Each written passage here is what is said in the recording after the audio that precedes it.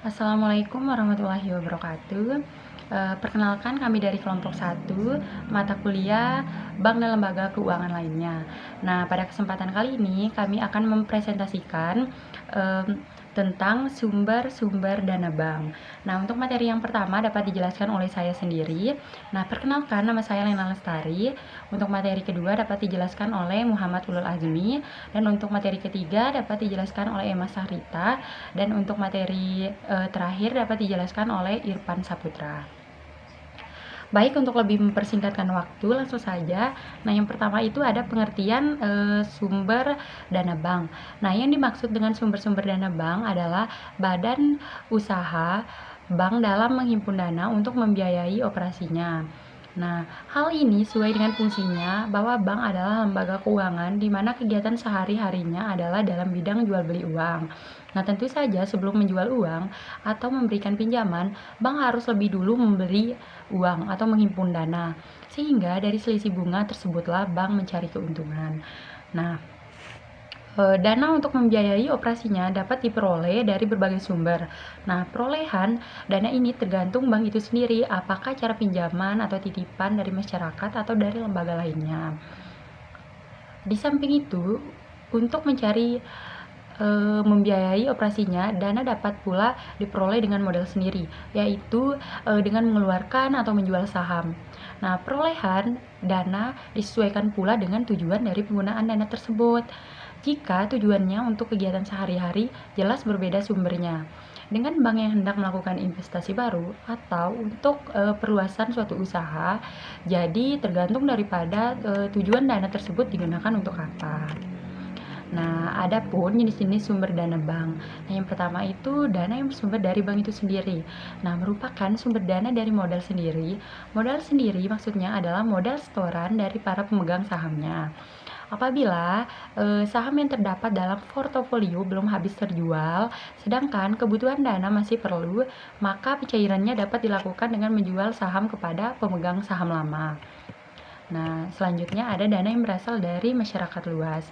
Merupakan sumber dana terpenting bagi kegiatan operasi bank dan merupakan ukuran keberhasilan bank jika mampu membiayai operasinya dari sumber dana ini. Pencairan dana dari sumber ini relatif paling mudah jika dibandingkan dengan sumber lainnya. Kemudian, dana yang bersumber dari lembaga lainnya merupakan tambahan jika bank mengalami kesulitan dalam pencairan sumber dana pertama dan kedua di atas. Nah, pencairan sumber dana ini relatif lebih mahal dan sifatnya hanya sementara waktu saja. Kemudian, dana yang diperoleh dari sumber ini digunakan untuk membiayai atau membayar transaksi-transaksi tertentu. Nah, mungkin untuk materi selanjutnya dapat dijelaskan oleh teman saya. Terima kasih. Di sini saya akan menjelaskan yang kedua, yaitu apa yang dimaksud dengan simpanan giro. Undang-Undang Perbankan Nomor 10 Tahun 1998 tanggal 10 November 98 menjelaskan bahwa yang dimaksud dengan giro adalah simpanan yang penarikannya dapat dilakukan setiap saat dengan menggunakan cek, kemudian bilet giro, sarana perintah pembayaran lainnya, atau dengan cara pemindah bukuan. Sedangkan apa yang dimaksud dengan simpanan? Simpanan adalah dana yang dipercayakan oleh masyarakat kepada bank dalam bentuk giro, deposito berjangka, sertifikat deposito, tabungan, atau yang dapat dipersamakan dengan itu. Di sini ada beberapa jenis sarana penarikan untuk menarik dana yang tertanam di rekening giro. Itu yang pertama ada cek. Apa itu cek? Cek merupakan surat perintah tanpa syarat dari nasabah kepada bank yang memelihara rekening giro nasabah tersebut untuk membayar sejumlah uang kepada pihak yang disebutkan. Kemudian yang kedua, ada pun jenis-jenis cek. Di sini ada terbagi beberapa jenis-jenis cek. Yang pertama, cek atas nama. Apa itu cek atas nama? Merupakan cek yang diterbitkan atas nama orang atau badan tertentu yang tertulis jelas di dalam cek tersebut. Kemudian ada juga yang kedua, cek atas unjuk. Nah, yaitu cek yang tidak tertulis nama seseorang.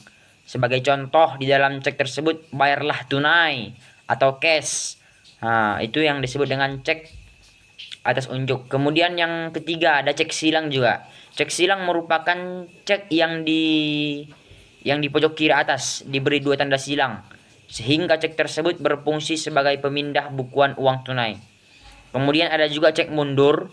Cek mundur ini merupakan cek yang diberi tanggal mundur. Nah, dari tanggal sekarang misalkan ya, diberi tanggal mundurnya. Kemudian ada juga cek kosong. Cek kosong ini adalah dananya tidak tersedia. Sebagai contoh, misalkan ya, nasabah menarik cek senilai 50 juta, sedangkan yang ada dalam rekening tersebut cuma 20 juta. Nah, itulah yang disebut dengan cek kosong. Kemudian yang pertama tadi cek, yang kedua adalah bilet giro atau BG. Apa itu? Merupakan perintah dari nasabah kepada bank yang memelihara rekening giro nasabah untuk memindah bukuan sejumlah uang dari rekening yang bersangkutan kepada pihak pemerintah yang disebutkan namanya.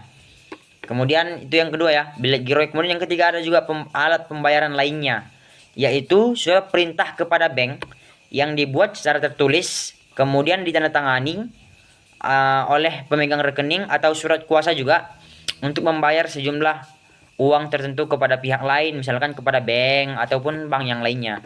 Oke, sekian. Terima kasih. Materi ketiga tentang simpanan tabungan. Menurut Undang-Undang Perbankan Nomor 10 Tahun 1998 adalah simpanan yang penarikannya hanya dapat ditarik menurut syarat-syarat tertentu yang telah disepakati, tetapi tidak dapat ditarik dengan cek, bilet giro ataupun alat lainnya.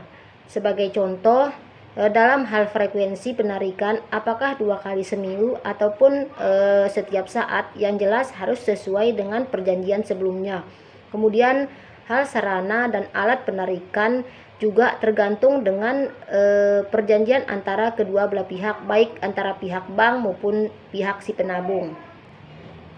Adapun beberapa alat penarikan antara lain, pertama, buku tabungan itu sendiri, yaitu buku yang dipegang oleh nasabah yang berisi jumlah saldo, jumlah penarikan maupun penyetoran. Yang kedua, ada selip penarikan yang merupakan formulir penarikan di mana nasabah cukup menulis nama, nomor rekening, jumlah uang yang akan ditaruh di tabungan. Yang ketiga, ada kwitansi, merupakan bukti penarikan yang dikeluarkan oleh bank yang fungsinya sama dengan selip penarikan, di mana tertulis nama penarik, nomor penarik, jumlah uang yang ditarik. Dan yang keempat, ada kartu yang terbuat dari plastik, yaitu sejenis kartu yang terbuat dari plastik yang dapat digunakan untuk menarik sejumlah uang di dalam tabungan, misalnya seperti kartu ATM. Ada beberapa jenis tabungan yang kita gunakan. Yang pertama ada Tabanas. Tabanas merupakan tabungan pembangunan nasional yang tidak terikat oleh jangka waktu dengan syarat penyetoran atau pengambilan untuk pertama kalinya diatur pada tahun 1971. Tabanas itu sendiri memiliki beberapa jenis. Yang pertama ada Tabanas umum, yang kedua Tabanas Tapelpram atau dapat disebut sebagai Tabanas Pemuda, Tabanas Pelajar, dan Tabanas Pramuka. Yang ketiga ada tabungan pegawai dan lain sebagainya. Kemudian jenis tabungan yang kedua ada Taska. Taska merupakan tabungan yang dikaitkan dengan asuransi jiwa. Yang ketiga tabungan ONH yang merupakan setoran ongkos naik haji atas nama calon jemaah haji setiap musim haji, yang bersangkutan besarnya setoran di muka berdasarkan prinsip diskonto untuk setiap musim haji yang ditetapkan pertama kali oleh Kepres pada tahun 1969. Dan jenis yang terakhir ada tabungan lainnya, yaitu tabungan selain Tabanas dan Taska. Tabungan ini dikeluarkan oleh masing-masing bank berdasarkan ketentuan yang diatur oleh Bank Indonesia. Adapun ketentuan yang telah diatur oleh Bank Indonesia, yang pertama ada bank penyelenggara, yaitu bank yang menyelenggarakan tabungan baik bank pemerintah, bank swasta, bank umum maupun bank pengkreditan rakyat atau BPR. Yang kedua ada persyaratan penabung, yaitu syarat-syarat prosedur seperti jumlah setoran, umur penabung maupun kelengkapan dokumen tergantung bank yang bersangkutan. Yang ketiga, ada jumlah setoran, yaitu untuk setoran minimal waktu pertama sekali menabung maupun setoran selanjutnya, serta jumlah minimal yang harus tersedia di buku tabungan. Yang keempat, ada pengambilan tabungan, merupakan jumlah maksimal yang harus ditarik, yaitu tidak melebihi saldo minimal dari frekuensi penarikan dalam setiap harinya. Yang kelima, ada bunga dan insentif. Besarnya bunga tabungan dan cara perhitungan bunga didasarkan pada apakah harian saldo, rata-rata bank penyelenggara, begitu dengan insentif, baik berupa hadiah, cenderamata, dan lain sebagainya, dengan tujuan untuk menarik nasabah agar menabung.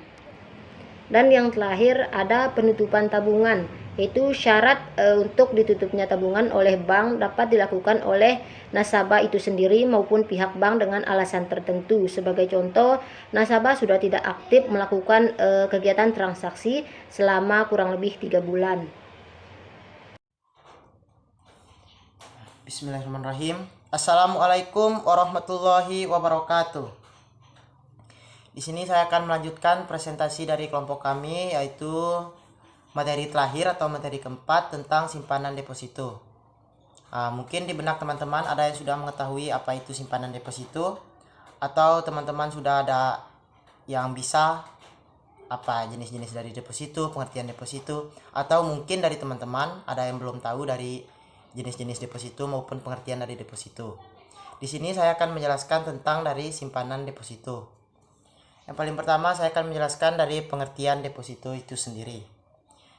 Menurut Undang-Undang Perbankan nomor 10 tahun 1998,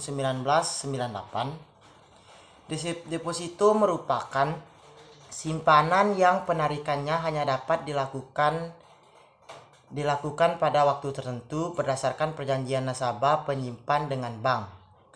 Nah, yang dimaksud di sini waktu tertentu adalah misalnya nasabah dengan bank melakukan unjuk waktu 3 bulan. Berarti nasabah penyimpan tidak boleh mengambil uangnya dalam waktu kurang dari 3 bulan. Apabila mengambil waktunya kurang dari 3 bulan, maka mereka akan dikenakan sanksi. Sanksinya berupa misalnya ada pemotongan atau apa, itu kan bank sendiri yang mengaturnya. Nah, kemudian saya akan menjelaskan beberapa jenis-jenis dari deposito. Pertama, jenis dari deposito adalah deposito berjangka. Jenis deposito satu ini merupakan deposito yang sering digunakan atau sering dipergunakan di kalangan masyarakat Indonesia. Kenapa saya bilang sering digunakan? Karena deposito berjangka, jenis deposito ini merupakan deposito yang paling mudah atau yang paling sering lah digunakan di kalangan masyarakat itu sendiri. Kemudian deposito berjangka adalah jenis tabungan dalam jangka waktu tertentu sesuai kesepakatan. Misalnya dalam waktu 1 bulan, 2 bulan, 3 bulan, 4 bulan, 18 bulan, ataupun 24 bulan.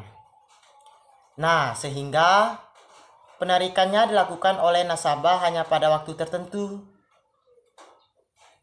Sudah dilakukan pada waktu tertentu. Nah, di sini juga deposito berjangka dapat diterbitkan perorangan maupun per lembaga.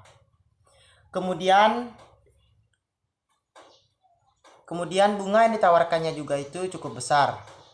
Bunga yang ditawarkan dari deposito lebih besar dari bunga tabungan yang ditawarkan tabungan biasa. Nah, kemudian saya akan menjelaskan jenis deposito yang kedua, yaitu sertifikat deposito. Mungkin di dalam benak-benak teman-teman sesuai dengan namanya sertifikat deposito, teman-teman akan mengira sertifikat itu apa sih? Atau sertifikat itu sejenis sertifikat tanah, sertifikat rumah, atau sejenis sertifikat lainnya. Nah, sertifikat deposito yang dimaksud di sini merupakan sertifikat yang dimaksud adalah jenis deposito yang tidak mengacu pada nama seseorang atau lembaga tertentu karena sertifikat tersebut pentingnya dalam memperjualbelikan atau mempidatangani pada pihak lain. Simpan dananya juga yang diberikan kepada nasabah memiliki jangka waktu 3, 6, atau 12 bulan yang disertai dengan sertifikat. Nah, kemudian saya akan menjelaskan jenis dari deposito terakhir, yaitu deposito unkal. Sesuai dengan namanya, deposito jenis satu ini merupakan deposito yang jangkanya relatif singkat dan waktunya minimal 1 minggu atau 1 bulan. Nah, biasanya deposito jenis ini diterbitkan dalam kurun waktu yang cukup besar. Pencairan bunganya pun dapat dilakukan pada saat pencairan dapat deposito dengan catatan nasabah sudah memberitahukan sebelumnya kepada pegawai bank yang bersangkutan. Nah, itulah beberapa dari rincian menurut saya tadi pengertian dari simpanan deposito dan jenis-jenis dari deposito. Demikian dari saya. Wassalamualaikum warahmatullahi wabarakatuh.